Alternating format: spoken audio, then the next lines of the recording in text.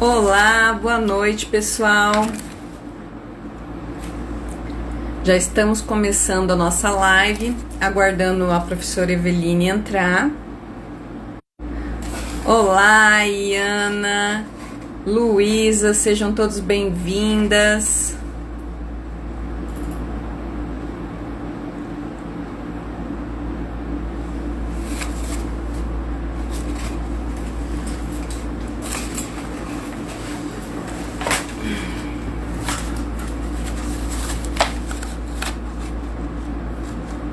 Boa noite, gente.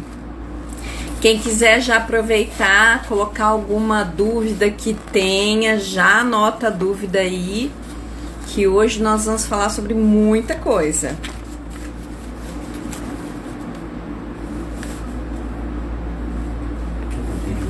Ficou para trás.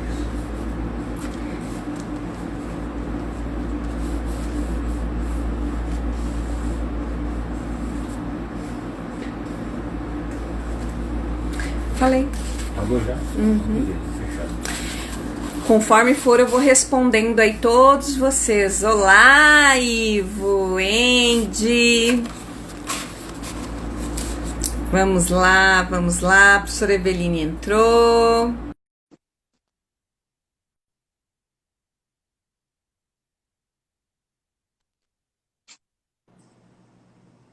Oi, Olá, Eveline, tudo bem? oi, tudo bom? Agora deu certo.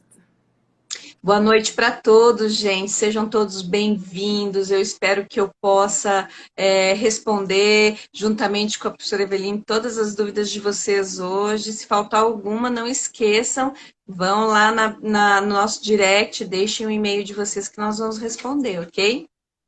Isso mesmo. E aí, vamos começar a se apresentar, professora? Vamos, que temos muitos assuntos relevantes hoje. Vamos lá. Então tá. Gente, para quem não me conhece ainda, eu me chamo Cassiane Moreto Santos. Eu sou arquiteta e urbanista no município de Porto Velho, Rondônia. Eu lecionei 11 anos nos cursos de arquitetura e engenharia e também trabalhei no meu escritório de arquitetura no mesmo tempo no KGS Arquitetura e Engenharia, fazendo diversos projetos, em especial os projetos comerciais, institucionais, industriais, ok? Que essa era a minha especialidade. Eu estou concluindo um mestrado, eu e a Eveline nos conhecemos no período em que nós dávamos aula, e fomos muito amigas, demos aulas juntas, e continuamos a nossa amizade indo para o mestrado juntas, e ainda estamos no mestrado juntas. E agora em Então, uma live juntas. e agora estamos fazendo a live juntas. Então, eu espero que a gente possa ajudar bastante vocês hoje, tá? Isso. Para quem não me conhece, meu nome é Eveline Galvão. Eu sou engenheira ambiental e engenheira de segurança do trabalho, com algumas especializações aí na área de auditoria, perícia e gestão e de engenharia sanitária.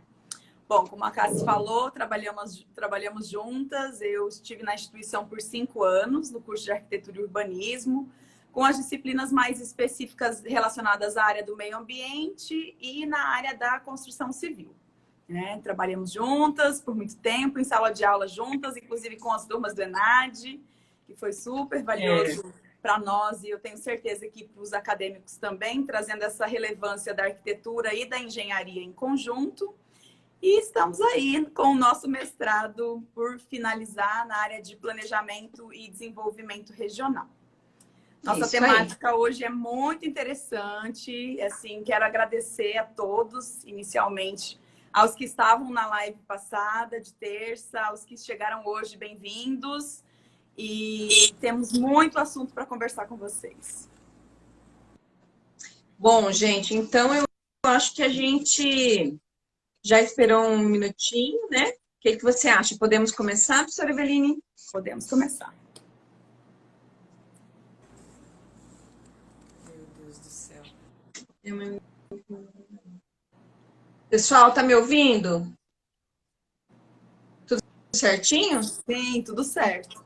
Vamos lá então, pessoal. Começando com aquela observação que já foi dita na live anterior a respeito das questões documentais de cada município. Então, se por um acaso você não está em Porto Velho, não tem problema, tá? É só você verificar junto à prefeitura quais são as especificidades do seu município para o licenciamento de obras. Mas, no contexto geral, em quase todos os municípios existe assim um padrão, a gente precisa fazer mais ou menos um processo tal como esse. Em alguns municípios de uma forma um pouco mais fácil, dependendo do município um pouquinho mais difícil e também dependendo do tipo de obra. Obras residenciais é um pouquinho mais fácil, quando é empreendimentos de grande porte já tem uma maior complexidade e assim em todas as situações, ok? Então, pessoal, nós vamos começar falando das peças técnicas que compõem o escopo para a gente poder dar entrada na Secretaria Municipal de Regularização Fundiária, Habitação e Urbanismo, a SEMUR. Então, aqui nós temos um requerimento padrão, até vou mostrar para vocês, que ele está disponível no site. Inclusive, todas essas informações da SEMUR estão disponíveis no site, é bem fácil, tá? Você pode baixar, imprimir na sua casa esse documento aqui e você vai conseguir fazer tudo de casa mesmo no que diz respeito à SEMUR.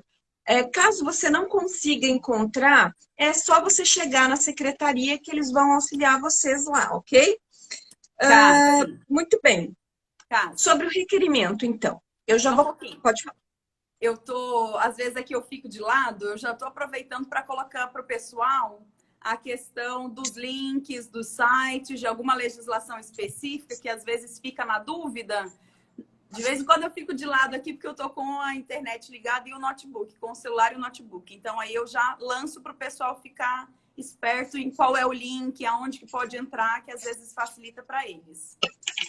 Só um minutinho, amiga. Estamos com um probleminha técnico, eu não estou te ouvindo. Só um segundo. Gente, então eu tô até que a Cassi volta. Pronto. Vou ter que ficar de fone, tá? De fone, gente. Tá. Até Pronto. Que a Cassi voltou, eu vinha falando que de vez em quando eu fico de lado, porque eu tô com o notebook aqui ligado e eu vou encaminhando para vocês aí pelo chat quais são as legislações ou quais são os sites que vocês podem entrar para pegar essa documentação, esse checklist de cada órgão. Que aí legal. Bastante para vocês. Muito bom, muito bom. Tá bom. Sobre o requerimento, então, pessoal.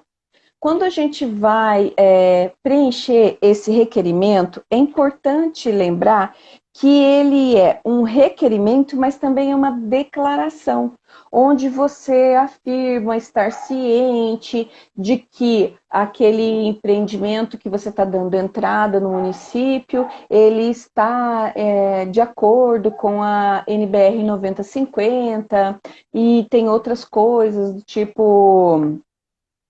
organizacionais ali do procedimento, que vale a pena e é necessário vocês lerem aquele, como se fosse um termozinho. Deixa eu só mostrar para vocês aqui, ó.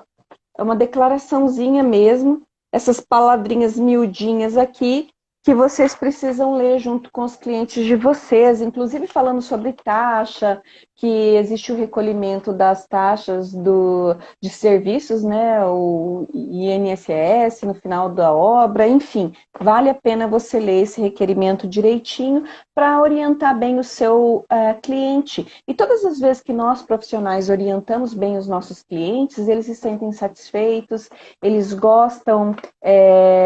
de tudo que a gente sabe, pode mostrar para eles, tá? Então, assim, no requerimento, você vai precisar, para o requerimento, do nome completo ou da razão social, com o CNPJ ou com o CPF do cliente, o endereço do cliente, o e-mail e o telefone do cliente. Você vai precisar também do endereço com CEP da obra, os dados do responsável técnico, inclusive com o seu CREA, com o seu CAL direitinho, e a assinatura do responsável ou do proprietário, dando ciente nesse documento, tá bem? Você vai precisar de um dado que só você encontra no IPTU do imóvel. Então, não esquece de pedir para o teu cliente colocar uma cópia do IPTU do imóvel para você conseguir o dado, que é a certidão, a inscrição do imóvel, tá bom? E vai precisar também de uma certidão negativa, de débitos municipais, que você vai ver lá que é do IPTU e tem que ser em nome da pessoa. Você tem lá pessoas que às vezes entram com a razão social e o CNPJ, e aí quando eles vão tirar a certidão negativa, eles acabam vendo que o imóvel está em nome pessoal. Aí não dá certo, tá? A gente precisa fazer todo o procedimento, né, em nome da pessoa que é proprietária do imóvel, porque senão dá um monte de transtorno. Isso já aconteceu com uma cliente minha, que ela inclusive não me informou, essa cliente em especial, ela disse que ela não queria que eu acompanhasse o projeto na prefeitura, fizesse todo esse procedimento, ela só quis o projeto arquitetônico mesmo, e aí ela estava com a documentação do terreno em nome da mãe dela. E todos os projetos, tudo foi feito em nome dela. Resultado, prejuízo financeiro, nós tivemos de recolher tudo, reimprimir tudo, colocar tudo em nome da mãe dela para que o trâmite pudesse acontecer. Então, imaginem o transtorno, né? Então, aí depois dessa vez eu aprendi, óbvio, né? E aí o cliente já chega, eu já peço como é que tá a certidão de teor do documento, a documentação do imóvel, para não cair em nenhum tipo de cilada como essa, né? Então, assim, a certidão de inteiro teor do imóvel também você vai precisar que esteja atualizada. Então, quando a gente tira a certidão do inteiro teor, às vezes o cliente te traz uma certidão de inteiro teor que ela já está vencida. Ele tem um prazo de validade de 30 dias, esse documento. Então, você precisa pegar atualizada, porque senão você vai chegar lá na prefeitura e eles vão mandar voltar, porque você não tem essa certidão atualizada. Pode ser também a certidão narrativa do teu lote, tá? No caso que acontece muito aqui no município, quando você vai fazer locação de um terreno para construir um empreendimento, então, acontece muito com as farmácias, vocês estão vendo que tem muitas farmácias por aí, né, empreendimentos comerciais de grande porte, muitas vezes eles não compram o terreno, eles simplesmente locam aquele terreno por 20 anos, agências bancárias também fazem isso, por 30 anos, enfim. Aí você vai lá e você vai ter que ter, para você poder dar entrada, a concessão, o contrato de concessão do uso desse terreno, todo registrado em cartório direitinho, para você conseguir entrar na prefeitura. E daí tem as documentações pessoais que você vai precisar levar do seu cliente. Você vai precisar de cópia do RG, do CPF ou do contrato de criação da empresa, o CNPJ, cartão CNPJ da empresa, para caso de pessoa jurídica, né? Você vai precisar do arquivo de CAD dos projetos de arquitetônico, ok? Então, você vai precisar entregar atualizado do AutoCAD 2010 para cá. Lembrando Vocês que para o ano que vem já entra a obrigatoriedade do uso da plataforma BIM. Então, não vai poder apresentar mais em CAD. Eu não sei se eles vão dar uma carência, eu espero que deem, mas enfim, vai entrar a plataforma BIM. E aí a gente tem que estar ligado nisso também.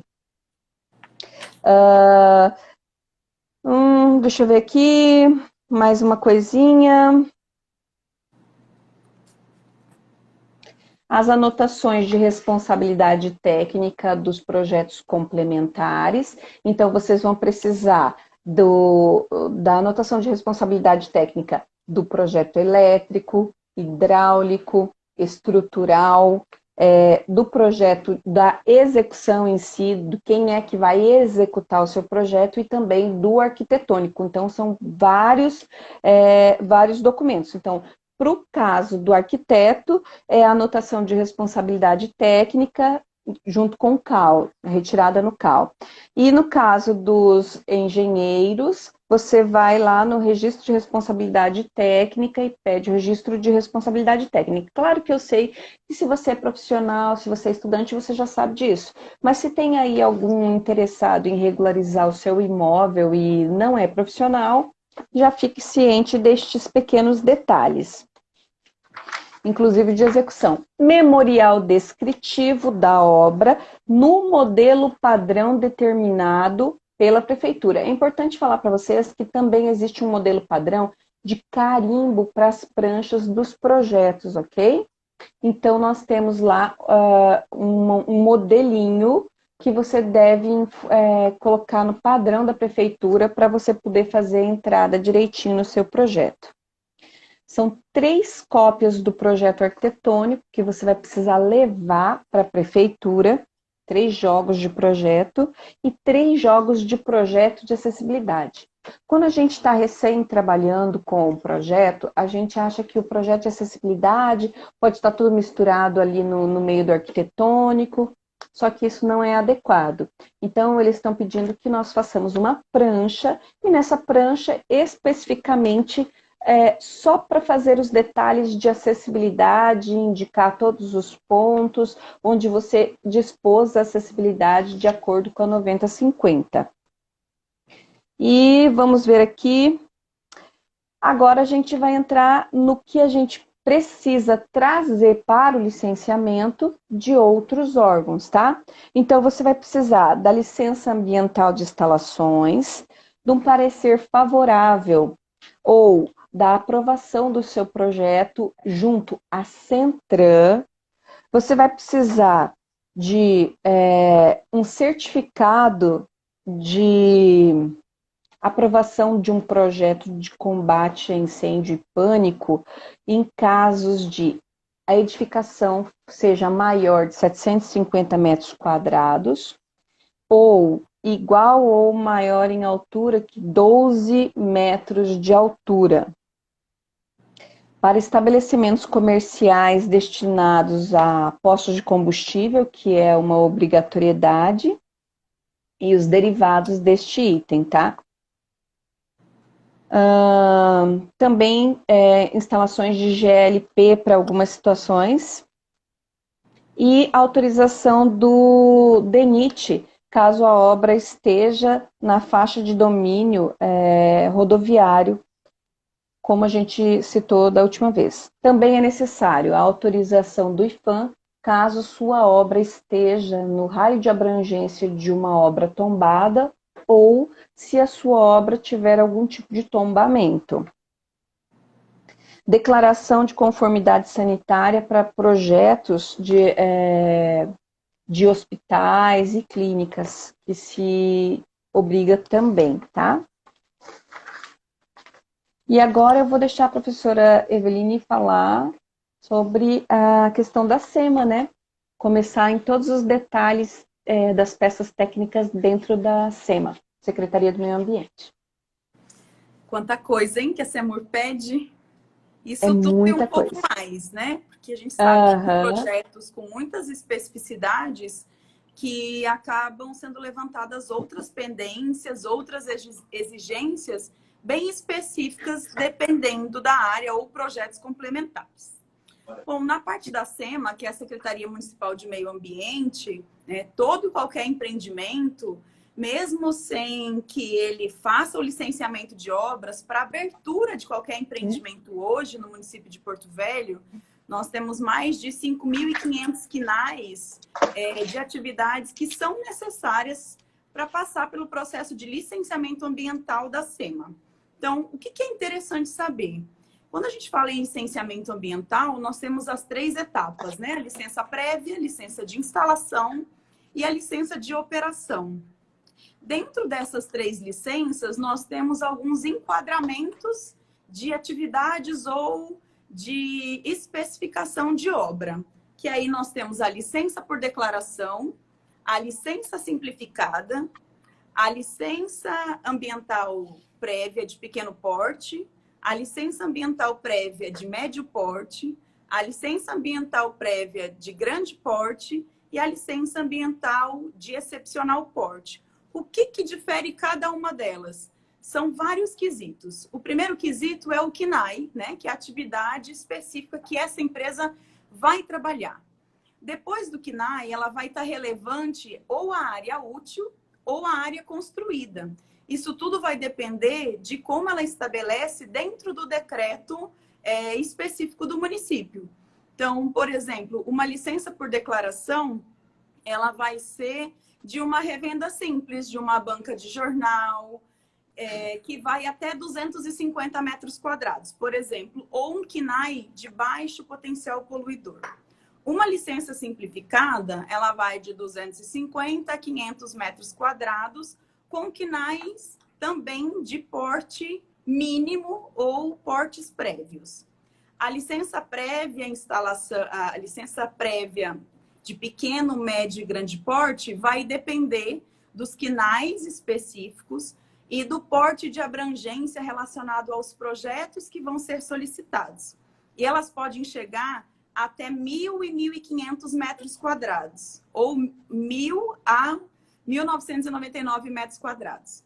Quando elas passam de 2.000 metros quadrados, elas já entram na abrangência do porte de licença excepcional, que seria instituições, grandes fábricas, grandes empreendimentos, ou um empreendimento de nível médio ou grande, mais utilização de uma área construída acima de 2.000 metros quadrados. Então, esses são os portes iniciais que a SEMA classifica as suas atividades, as suas funções em cima do licenciamento. Então, isso que é interessante o cliente saber, e principalmente o profissional, não explicar isso ao cliente, é que tudo está relacionado ao CNAE, a área construída ou a área útil, e ao porte desse empreendimento relacionado aos impactos ambientais, não somente ao porte de nível de CNPJ. Então, em cima disso, são muitas informações. E aí é bem interessante que nós temos alguns decretos, né, do município, principalmente os decretos da SEMA, que eu estou lançando aqui aos poucos para vocês. Dentro da portaria da SEMA, a portaria do gabinete 179 de 2017, ela lista quais são os documentos e os projetos mínimos para serem apresentados para obtenção dessas licenças. Então, para cada tipo de CNAE ou de empreendimento, eu vou ter um porte mínimo de documentos. Entende comigo que uma revenda de cosméticos é diferente de uma farmácia, que é diferente de uma loja de roupas, que é diferente de uma indústria de cosméticos ou uma indústria de confecção de roupas. Então, cada uma vai ter um CNAE diferente, é uma atividade muito parecida, porém elas têm portes poluidores diferentes. E isso tudo é o que traz o enquadramento do licenciamento. Depois mais eu vou pegar a questão das perguntas e ir respondendo aos poucos, né? Porque daí assim facilita, porque senão a gente se aperta muito na questão de resposta. Bom, eu vou só ia pontuar que eu já vou responder o Jambalaya, PVH, assim que você terminar de explicar a ambiental, que ele pode ficar por aí, que eu vou explicar para ele a pergunta dele. Tudo bem, então ótimo. Bom, continuando nessa parte da ambiental, então nós temos diversas portarias, né? As portarias específicas da SEMA, e todas elas estão disponíveis na internet. Muitas delas não estão atualizadas no site da SEMA. Porém, se você colocar o nome do produto, né, RAP, PCA, Plano de Gerenciamento de Resíduos de Construção Civil, e colocar SEMA Porto Velho, ele vai te dar um link direto de onde está hospedada o decreto dessa legislação. E ela é praticamente aberta ao público. Então, às vezes, o que acontece aqui em Porto Velho? Nós temos muita legislação, né? O que mais nós temos é a legislação, só que a parte da comunicação dos sites ou da comunicação dos próprios órgãos não conseguem colocar todas as legislações atualizadas no site da secretaria. Então, por exemplo, a SEMA tem muitos decretos, muitas portarias, só que realmente elas não estão, de momento, hospedadas no site. Mas se você fizer uma busca prática no Google, você consegue achar ela de primeira, certo? Os documentos principais que são solicitados, desde a licença simplificada até a licença de excepcional porte, porém com as suas especificidades de relação de cada documento, é o RAP, que é o relatório de análise preliminar, que vai falar sobre os dados iniciais da empresa, vai constar todos os dados, CNPJ, todos os quinais de uso, quinais principais, quinais secundários. Vai constar também todo o endereço da empresa, o cadastro de uma forma geral, a identificação do ato constitutivo, como que essa empresa está constituída. Em cima disso, também vai ser relevante a questão de resíduos, de atividades, né? O que essa empresa vai atuar, que resíduo que ela vai gerar. Essa questão dos resíduos, ela está relacionada a tantos os resíduos sólidos, que podem ser na sua fabricação, como destino final, como os efluentes, que é no caso do esgotamento sanitário. Existe algum sistema de hidrossanitário? Qual que é o tipo de sistema? Para onde vai ser direcionada esse esgotamento sanitário? Se essa empresa vai ter um projeto específico, vai ter uma fossa diferenciada, ou se vai ser sistema de fossa, fossa-filtro, fossa-sumidouro. Qual que é o tipo de processo dentro da parte de esgotamento? Que nós sabemos que no nosso município nós não temos um sistema de esgotamento sanitário a nível de município, uma rede de interligação. Então, com isso, todo empreendimento e praticamente toda unidade habitacional simples, ela tem o seu sistema de fossa dentro do lote.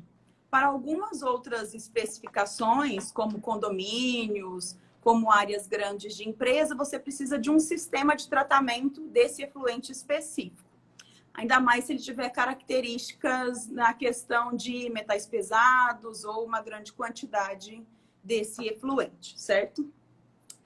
Além do RAP, nós temos o PCA, que é o Plano de Controle Ambiental.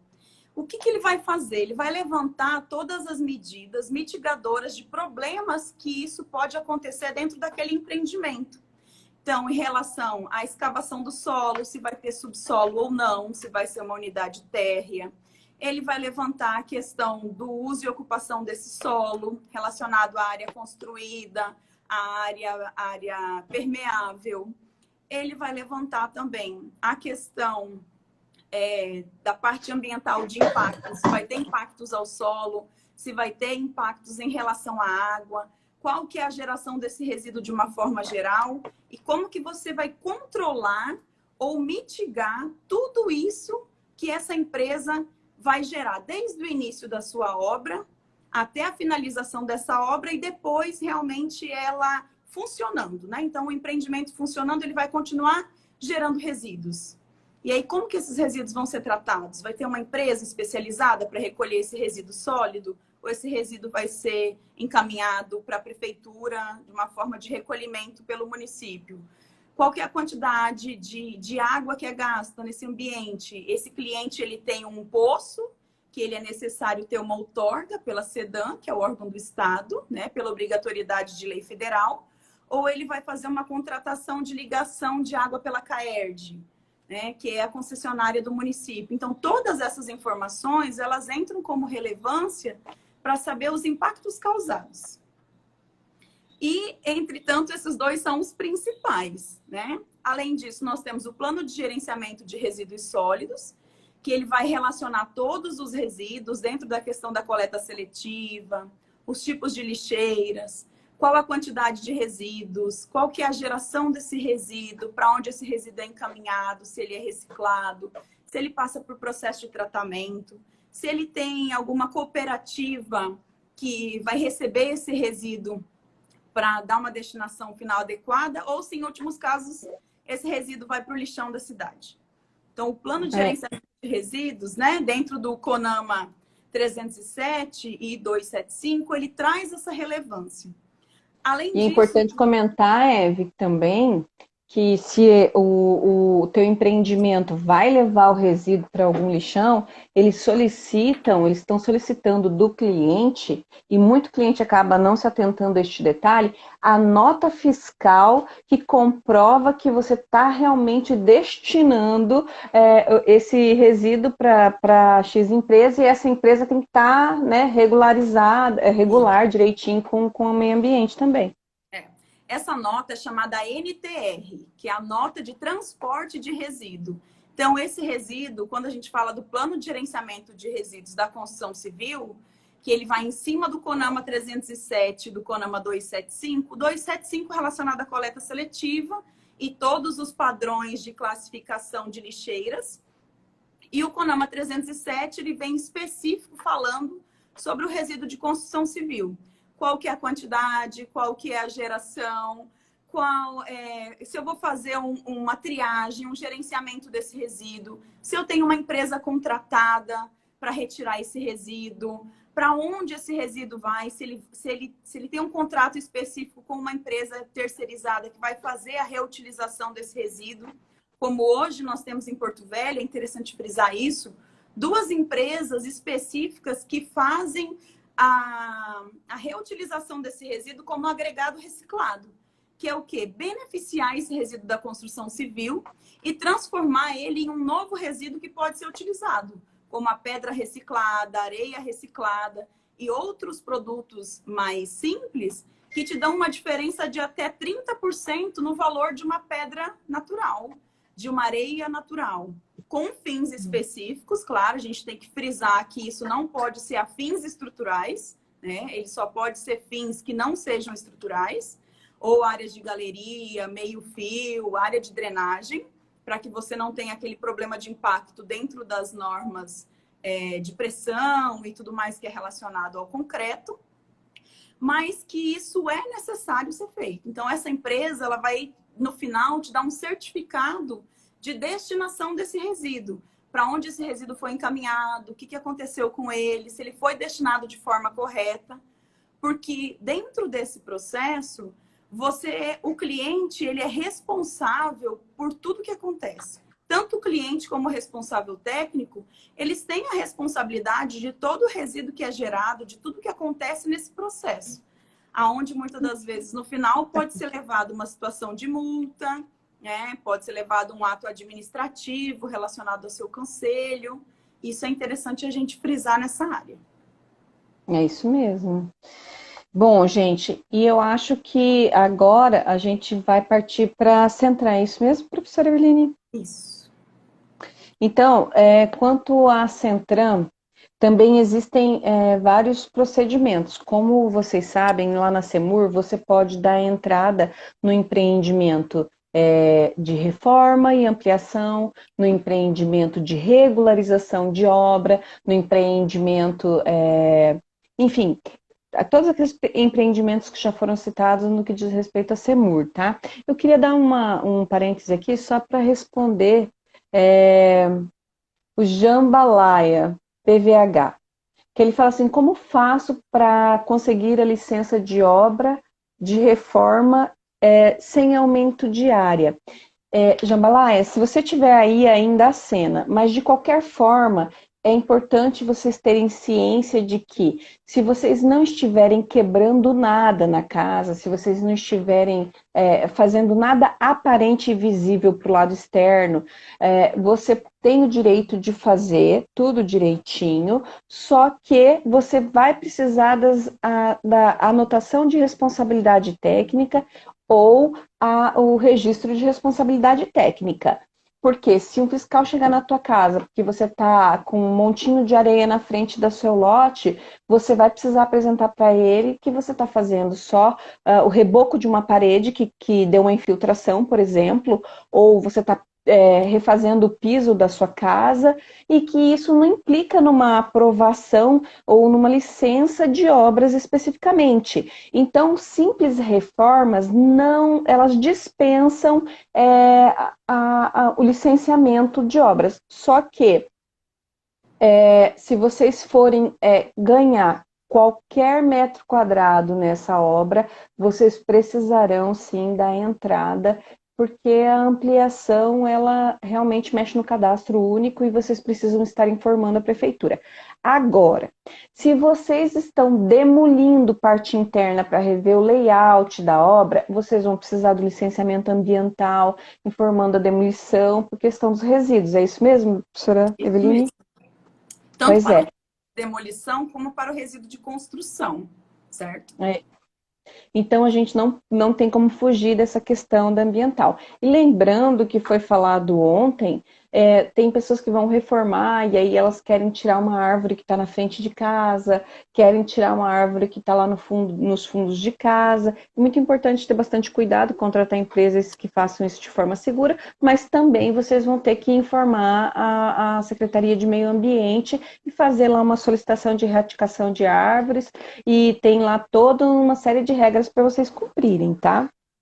Isso mesmo. Então, Lembrando que então para vamos cada lá. área, para cada árvore retirada, dependendo do porte e da espécie dessa árvore, a quantificação mínima é 6 árvores replantadas para cada árvore retirada. E tem também a questão das árvores que são tombadas, né? Tipo, se eu não me engano, a castanheira, você não pode mexer.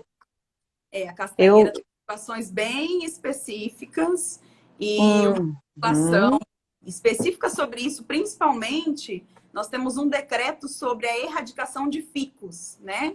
Que é aquela nossa árvore mais problemática aqui na região, que ela destrói toda a tubulação, ela quebra meio fio, ela quebra calçada, ela quebra tudo. Então, em relação a isso, tem um decreto específico sobre a erradicação do ficus no município. Olha, isso é muito legal, né? Eu não sabia dessa erradicação especial do ficus. Muito legal. Então, quando você for para a Centram, você precisa saber primeiro que tipo de obra mesmo que você vai estar fazendo. Se é reforma, se é obra, se é regularização de obra, porque daí mudam as peças técnicas. Mas, em geral, para você dar a entrada na licença lá na Centram, você vai precisar apresentar o jogo de projetos, com detalhamento da calçada, com detalhamento. Eles estavam pedindo sempre o projeto completo, arquitetônico, já com acessibilidade, e eu já colocava, já dentro da prancha de acessibilidade, eu coloco o projeto de calçadas, porque nós precisamos fazer o projeto de calçadas. Só existe a dispensa do projeto de calçadas, enfim, em algumas situações que um condomínio, por exemplo, tenha um regimento interno e tal, mas ainda assim, os últimos projetos que eu fiz dentro de condomínio, eles exigiram a implementação do projeto de calçada do mesmo jeito. Então, é preciso ficar bem atento e não deixar de fazer o projetinho de calçada do teu empreendimento, que também tem que respeitar a NBR 9050, mas já existe uma lei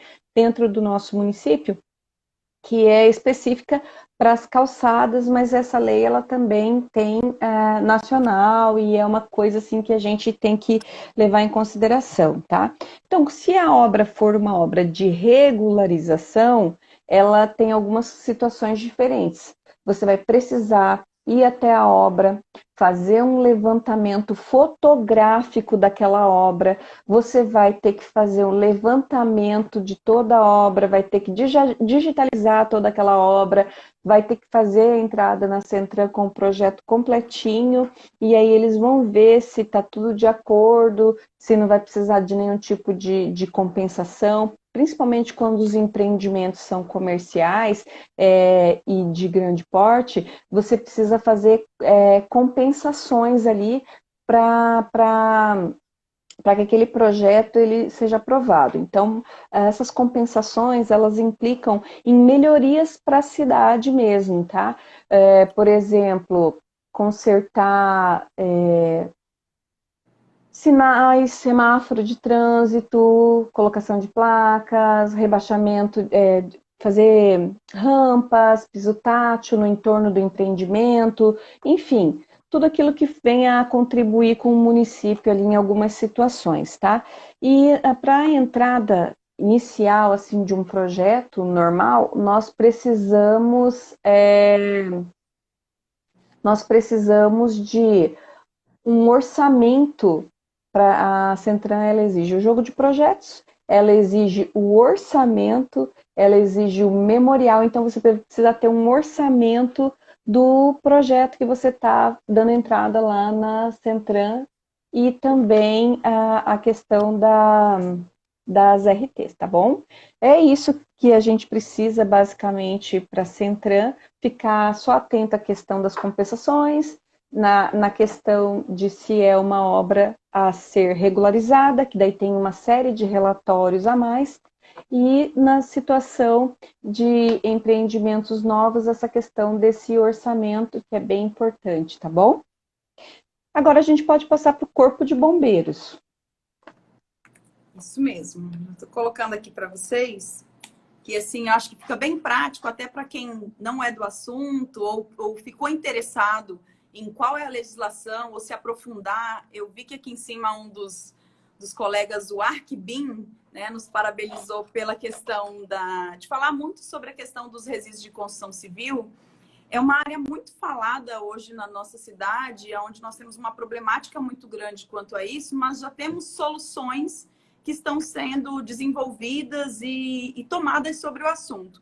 Então, eu acho muito interessante nessa questão da live também compartilhar qual é a legislação, qual é o decreto, qual é o site que você encontra essas informações de uma forma mais rápida, mais simplória, e por isso que eu fui colocando aos poucos essas legislações para vocês. Bom, agora há pouco eu coloquei o site do bombeiro, né, CMBRO, e aí quando a gente fala de bombeiro, nós comentamos as duas situações. A situação do auto de conformidade, né, que é aquele dentro do processo simplificado, e que todo o empreendimento é solicitado de todo o empreendimento, tanto para a CEMUR como para a SEMA, dentro da licença de instalação, né? Eu fiz até um anteparo aqui, que na parte da licença de instalação você precisa do plano de controle ambiental, do plano de gerenciamento de resíduos sólidos, do plano de gerenciamento de resíduos de construção civil e também da questão da documentação do bombeiro, né? Se esse empreendimento ele passar de 750 metros quadrados, ele não se enquadra mais como simplificado ou também tem um diferencial relacionado a... Como que eu posso dizer? Quando você entra no site do bombeiro para fazer a solicitação do seu auto de vistoria, você responde um questionário. E todo esse questionário traz um tipo de enquadramento diferenciado, se ele vai ser simplificado ou se ele vai precisar de projeto. Então, passando de 750 metros quadrados, automaticamente você vai precisar contratar um arquiteto, contratar um engenheiro de uma forma, pode ser um engenheiro ambiental, um engenheiro civil, um engenheiro eletricista, mas ele precisa, né, por obrigatoriedade, possuir uma pós-graduação na área de segurança do trabalho. Senão, essa documentação ela não vai ser aceita. Por quê? Porque você precisa ter uma especialização muito específica naquele assunto. Não dizendo que os outros profissionais não têm conhecimento, não têm relevância de forma alguma. Porém, é uma solicitação específica dos bombeiros na questão das ITs, que são as instruções técnicas.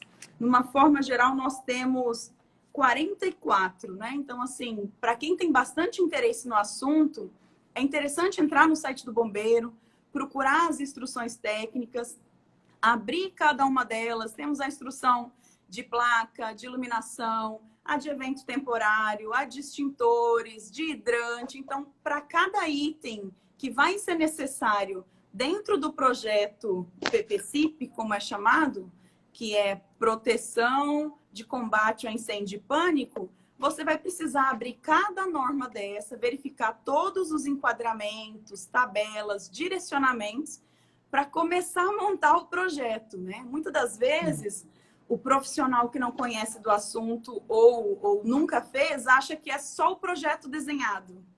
Não é só o projeto desenhado. Vem todo o memorial descritivo, todo o memorial de cálculo acompanhando esse projeto. Não é só o desenho, não é só as linhas de onde estão cada item, ou fazer a alocação dos hidrantes ou a alocação dos extintores. Tem todo um cálculo específico para cada equipamento dentro desse projeto completo.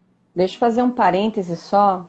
com relação a esse impedimento quanto à especialização em segurança do trabalho para todos os filiados ao CREA, né? E só para abrir um parêntese, porque no Conselho de Arquitetura, como nós temos essa cadeira e tudo, eles ainda não criaram nenhum tipo de limitante para que os profissionais de arquitetura e urbanismo façam os projetos de prevenção e combate a incêndio, tá? Só para fazer esse parêntese. E para a gente não perder aqui, eu queria só avisar a todos vocês que o José Liberato, que trabalha lá dentro da Centran, ele lembrou aqui a gente, contribuindo com a live sempre, a dispensa das calçadas em situações em que as vias não têm nenhum tipo de pavimentação nem sarjeta. Então, neste caso, você tem que comprovar, eles sempre pedem um relatóriozinho fotográfico, comprova, e aí você tem a dispensa do projeto de calçadas, tá? E lembrando que ele só pediu para ressaltar, apesar de eu ter comentado na live, a questão da mitigação, que não são em todos os empreendimentos que se exige algum tipo de compensação, tá? Então, é só em casos específicos para algumas edificações de grande porte, em algumas situações específicas, que daí, infelizmente, não tem como a gente prever. É necessário realmente dar entrada, e aí, depois que você deu entrada no seu projeto, é que eles vão te dar uma resposta se vai precisar de algum tipo de mitigação ou não, tá bom? Tá bom. Lembrando, então, que é relacionado à engenharia. Então, vamos fazer uma amplitude, porque a engenharia é muito ampla. Na verdade, o Conselho de Arquitetura e Urbanismo, ele estava dentro do CREA, né? Com essa mudança de cada um ter o seu conselho, teve muitas modificações e muitas das vezes os arquitetos acabam tendo muito mais atribuições específicas por abrirem o seu conselho separadamente do que nós na área dos engenheiros, que é extremamente ampla a quantidade de engenharias. Pois que eu coloco como adendo específico nessa parte do engenheiro eletricista, que é a assinatura do SPDA, né? Que é o Sistema de Proteção de Descargas Atmosféricas, que nesse caso nós precisamos realmente ter um profissional específico nessa área, por ter uma dinâmica totalmente diferenciada da engenharia civil, da engenharia ambiental, da engenharia florestal. Então, assim, nesse caso, realmente precisa ser um engenheiro eletricista, mesmo que o profissional tenha uma pós-graduação em segurança do trabalho, esse item específico, ele é muito diferenciado, ele vai precisar especificamente desse profissional. Tal como os projetos de... a gente fala de ar-condicionado, sabe, climatização, ele só é permitido esse tipo de projeto aos engenheiros mecânicos. Vale um adendo aqui também a respeito do projeto de prevenção e combate a incêndio, que o Corpo de Bombeiros ele solicita também alguns relatórios. Então, se você é profissional de engenharia e tem especialização em segurança do trabalho, ou se você é um profissional da área de arquitetura, e você pode emitir alguns relatórios. Um dos relatórios que estão sendo solicitados, que eu acho super legal, super interessante, é o relatório de funcionamento de todas as peças, porque a pessoa está há 20 anos com o projeto aprovado, mas tem a licença anual. E aí, a partir, se eu não me engano, do ano retrasado, eles passaram a exigir esse relatório de funcionamento, porque antes o próprio pessoal da equipe do Corpo de Bombeiro iam e verificavam item por item. E agora, aí eu tive a oportunidade de fazer um relatório e foi muito, muito, muito interessante, acompanhada de outros profissionais, tá? Eu tinha lá os engenheiros, eu tinha lá comigo o engenheiro eletricista também, então foi uma emissão de um relatório bem complexo e grandão a respeito do funcionamento de todos os sistemas. Então a gente vai lá no empreendimento, verifica o funcionamento de água, do sistema de SPDA, de tudo, é muito, muito legal. Verifica se os extintores estão dentro do prazo. Eu tive uma experiência que foi muito legal a respeito disso e eu achei incrível que isso seja feito, porque realmente é necessário. Não adianta você fazer uma vez na vida o projeto, né?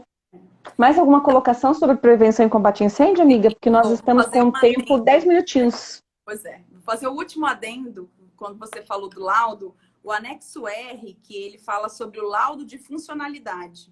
Isso. E é o laudo de funcionalidade do SPDA. Então, o que é interessante? Depois de todo o projeto realizado, aprovado pelo Corpo de Bombeiros, aí o cliente vai fazer toda a instalação, conforme está no projeto, e no final, para conferir que todos os sistemas e todos os equipamentos estão de acordo, a botoeira, alarme de incêndio, os extintores, as luminárias, né? Todo um sistema de uma forma geral, o profissional vai emitir esse laudo de funcionalidade com todo um relatório fotográfico específico, tudo que foi colocado no processo e que ele dá o acordo, né, o de acordo para o bombeiro que está tudo funcionando plenamente.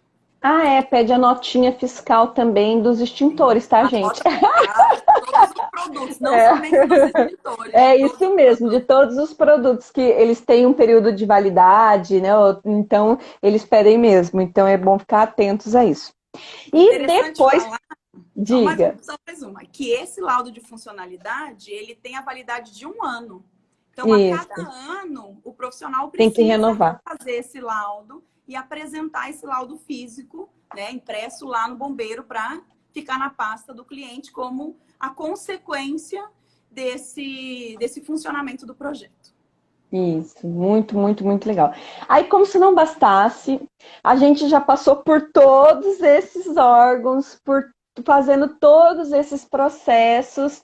Aí, ufa, você levou todos os projetos de prevenção e combate a incêndio, de CENTRAN, de meio ambiente, deu entrada lá na CEMUR com seu pacote de projetos IRT, e CD ou pendrive, agora já não sei como é que, ainda acho que seja o CD que esteja apresentando com tudo lá, você vai ter o teu recebido lá, o teu prazo de aprovação, aí passado o tempo para aprovação, eles vão te dar lá o deferido do teu projeto, que você tem a licença de obra.